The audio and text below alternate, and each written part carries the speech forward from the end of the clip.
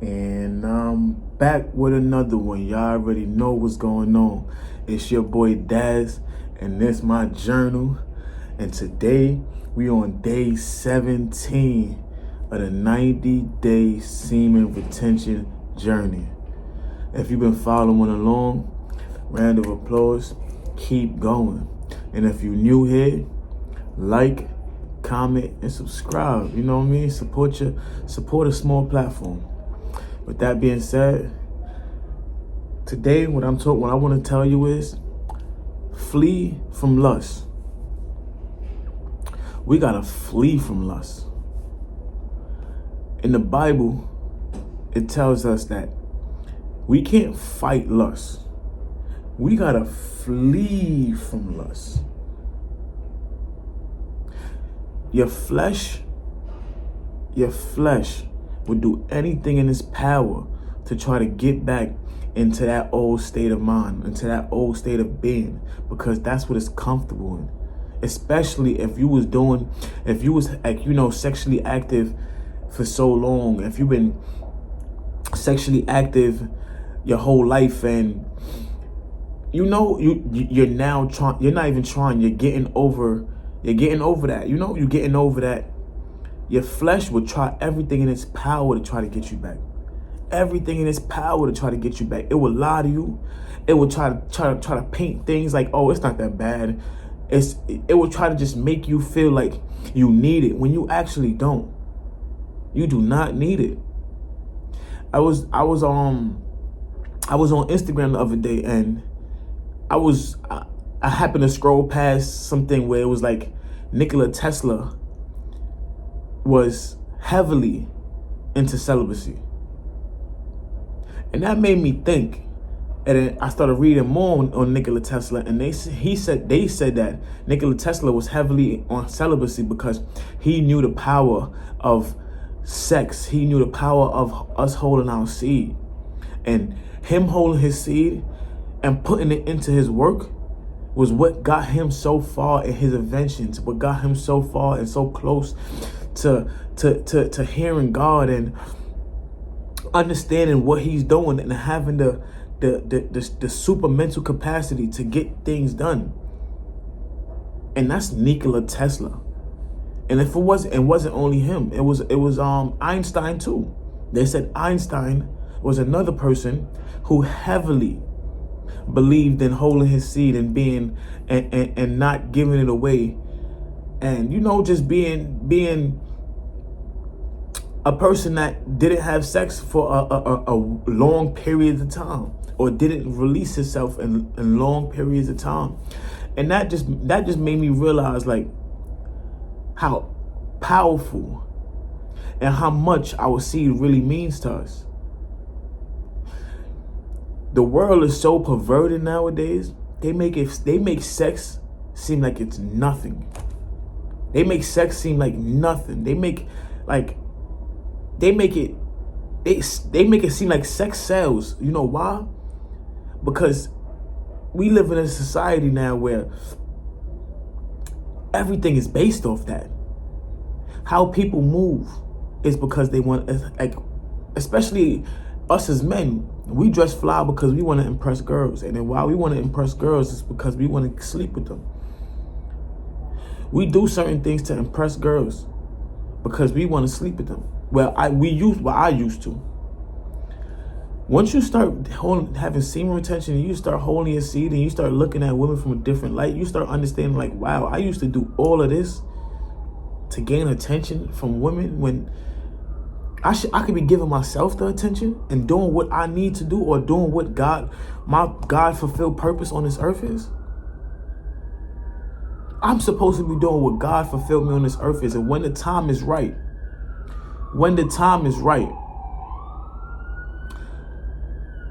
God will place the right woman in my life, because she not only gonna come in and help me, but she gonna also pour back into me every time. And that's what we need. We got to stop looking to just go out there and find a girl. I got to find me a girl. And wait for the right girl to come into your life. Especially like doing a semen retention journey, or just holding your seed and learning more about life. Like, what I learned too is the right woman will respect your boundaries. Like, now I'm thinking, when I do have like a girl that I like or something, I'm gonna give them a little time. I'm gonna be like, yo, we're gonna take 60 days or however long to not, you know what I mean? Like, to understand each other. Yeah, I had to close the window. It was too much noise, but I'm gonna give myself 60 days before I sleep with another woman or sleep with women. Or I don't even want to put a time limit on it, but I want to learn my woman before I just fall into lust with another girl. Because a lot of these relationships, a lot of relationships nowadays is built off of lust. It's not built off real love. It's not built off understanding. It's not built off getting to know somebody and knowing how they can help you and bring whatever you need addition to your life, and you bring the addition to their life, and y'all come together as one for God. You know what I mean? And the right woman the right girl will always, white woman would always respect your boundaries. Always. It might seem foreign to her at first because we live in a world where everybody's just trying to get in their pants so fast. But once you set them boundaries, and if she's a godly woman, or if she's for you, she gonna understand. She gonna be like, at first it's gonna be weird, but she gonna eventually start to understand and be like, all right, let me learn him. Let's grow a relationship together. Because sex is not the main part of a relationship. The world made everything so, it just made everything so freaky. Like, it made everything so, like, vulgar, that it made sex regular. And sex is not regular. Sex is supposed to be a sacred thing between you and your chosen woman. The woman that's really supposed to be for you. The woman that you come together with her, and y'all come together as one with God. Understand what I'm saying? And I used to be, listen, I'm telling y'all from experience, I used to sleep around a lot. I'm not going to sit here and cap like I didn't. I did. And eventually, like, later down the line, I started feeling like every time I slept with a different girl, she was taking my energy and I was taking on her. She was taking my good energy and I'm taking on her bad energy. It was times where I would sleep with a girl and I'll be feeling good before I sleep with the girl. Very confident. I'm feeling myself. As soon as I sleep with her, she's moving like me. She's confident. She have my mannerisms and I have her mannerisms, or not her mannerisms. Cause I'm a man, like I'm gonna always be like firm in myself. But now I'm feeling depressed, or now I'm feeling like I'm in my lower plane, and I understand it's energy transfer. So if you got a girl, right? If you got a woman in your life that's genuinely there for you, when y'all do have intercourse, she's not taking from you and you not taking from her. Y'all building together. You get what I'm saying? Y'all building together. Because why? Right after, she gonna pour back into you and you pouring into her. And I'm starting to understand that now. Like, let the spirit lead you, not the flesh. Let the spirit lead you, not the flesh. Because the flesh gonna test you. And God tell you, don't fight lust. Flee from it. Run. Like, it's a lot of times where, back in the days, I'll see a beautiful girl and I'll be like, nah, I need her. And you know what I mean? I let my flesh talk to me. I need her. I want her. And that's not how we supposed to move. That's not how we supposed to move. Because I realized that everything that glitter ain't gold. It's a lot of beautiful women out here. I'm telling you this right now. It's a lot of beautiful women out here that's energy vampires. That do things of the devil nature. That's not good for you. They don't have a good inside. They don't have good insides. They don't have a good heart. They don't have a good nature to them. And all they're going to do is drain you and drain you and drain you and drain you and drain you. How much good men or how much strong men in the past got drained by a woman? Think about that, y'all. Samson, he was the strongest he was the strongest man in the Bible. Delilah took him down. Delilah, a woman, because he was so captivated by her beauty. You get what I'm saying, y'all?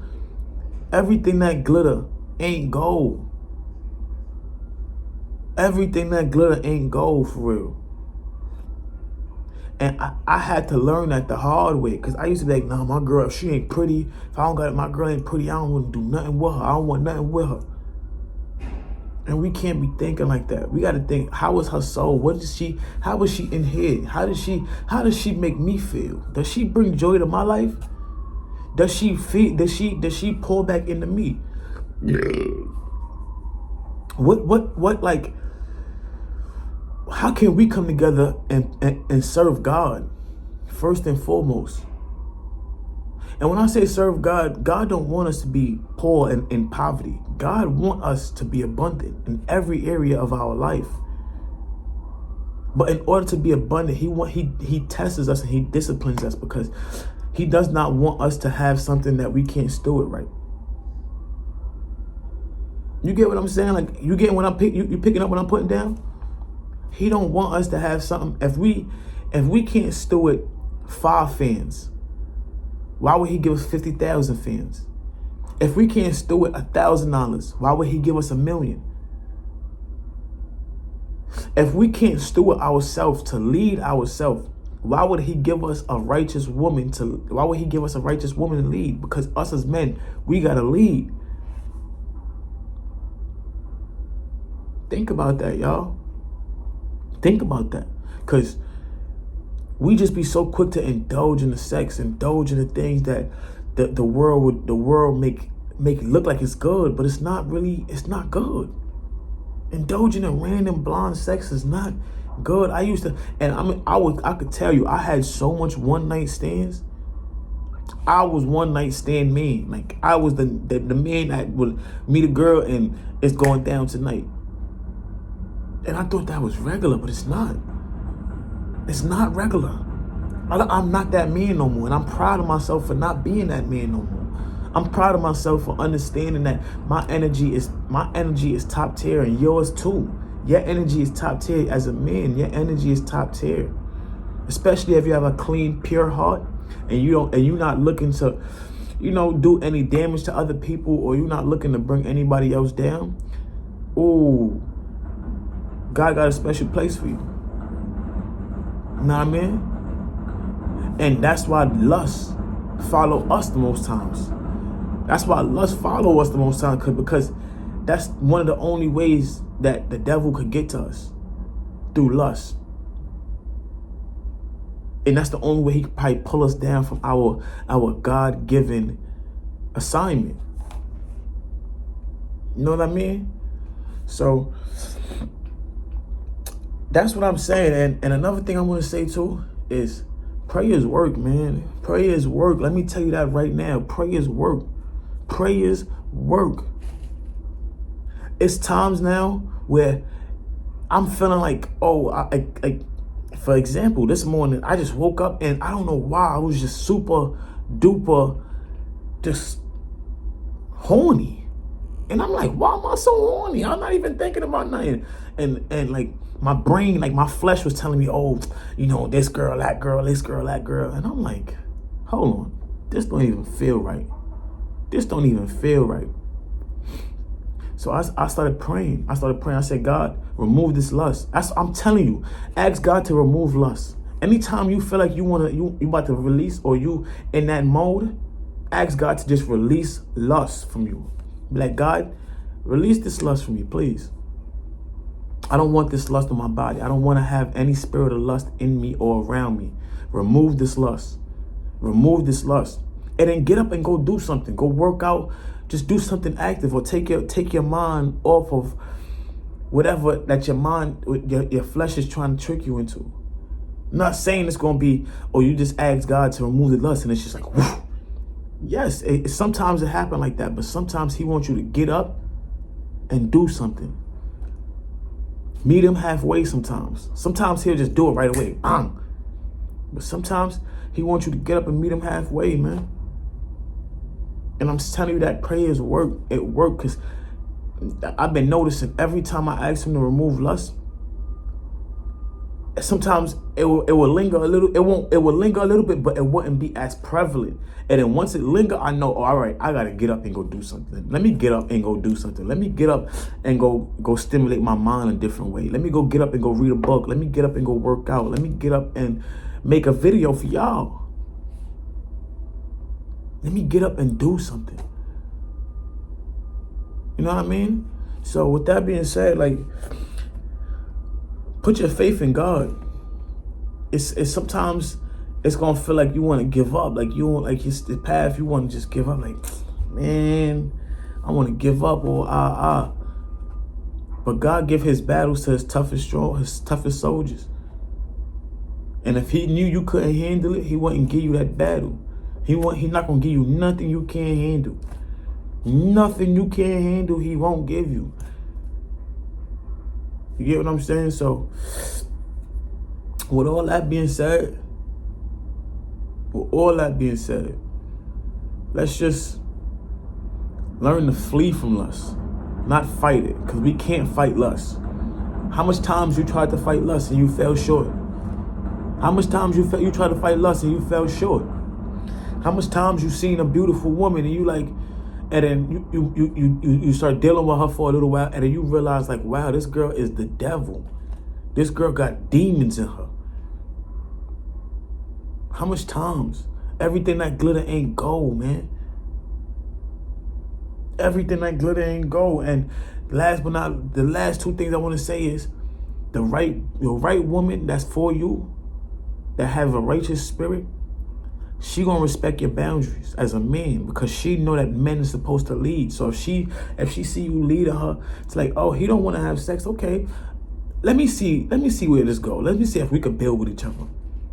That's the right woman for you. You understand what I'm saying? Because a lot of these women just want to have. A lot of these women is more sexual than us too. So the right woman is going to respect your boundaries. And last but not least, I want you to put God first and pray to Him every time you catch a feeling. Every time you catch one of them feelings, pray to God, man. Every single time you catch one of them feelings, pray to God. Put it in God's hands. God, remove this spirit of lust from me. I don't want no spirit of lust from me. I don't want it in me. I don't want it around me. Remove it, please. And then start going about your day. Move around, you know what I mean? And watch. Eventually, you're not even going to be thinking about it for the rest of the day. You're not even going to feel that feeling no more. It's going to literally go away. It's literally going to go away. And I don't care. If y'all say, oh, I'm preachy. You know why I'm preachy? Because I'm seeing what God is doing in my life. And if he could do it in my life, I don't want to hold any information back from you. I don't want to hold God back from you. I want to, if I can, I want to introduce Him to you.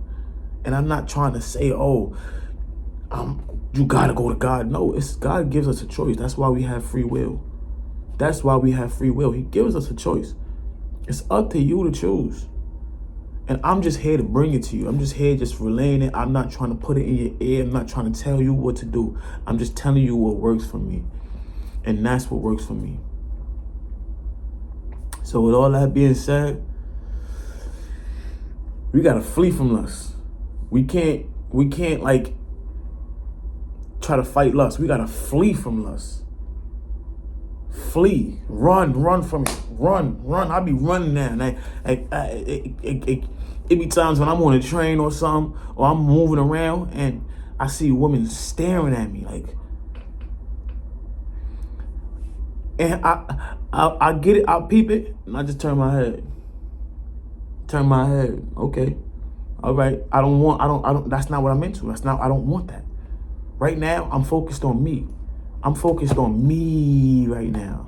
That's what I want. I want to build me up to become the perfect, not the perfect leader, because nobody's perfect, but I want to build me up so I can become a great leader, so I can lead my next woman.